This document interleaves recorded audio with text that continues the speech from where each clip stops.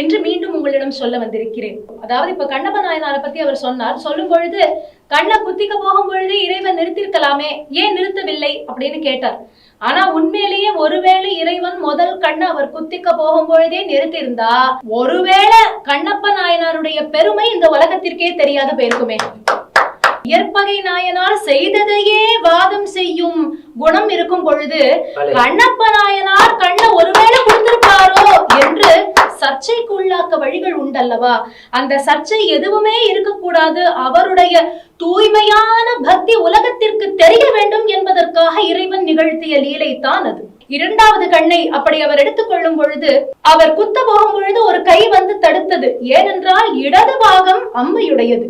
அந்த அம்மையின் ஒரு கருணையானது அதை தடுத்தது. இறுதியில் கண்ணப்ப நாயனார் பொத்தப்பி தேசம் அப்படின்னு சொல்லக்கூடிய இடத்துல அவர் பிறக்கிறார். திண்ணனாராக இருந்தவர் திண்ணமான பக்தி கொண்டு கண்ணப்ப நாயனார் என்று உலகம் முழுக்க அழைக்கிறோம் என்றால் அதற்கு காரணம் அவர் இறைவன் கொடுத்ததை சோதனையாக பார்க்கவில்லை. இவர் சொல்கின்றார் அவருக்கு வலிச்சிருக்காதா? இல்லை, வலிக்கவில்லை. அவர் ஆனந்த கூத்தாடினார். எப்படின்னார்? அதாவது முதல் கண்ல ரத்தம் வந்த பொழுது திகைத்தார், பதபதைத்தார். நான் என் செய்வேன் என்று பதைத்தார். உற்ற நோய் தீர ஊனுக்கு ஊன் என்று தெரிந்து கொண்டு அதன் பிறகு ஒரு கண்ணை அப்பினார். அங்கு ரத்தம் நின்றது, இங்கு ரத்தம் வழிந்தது. ஆனால் அந்த ரத்தம் வழிந்த பொழுதிலும் அவர் கண்ணீர் வழியவில்லை, இன்பம் பெருத்தது.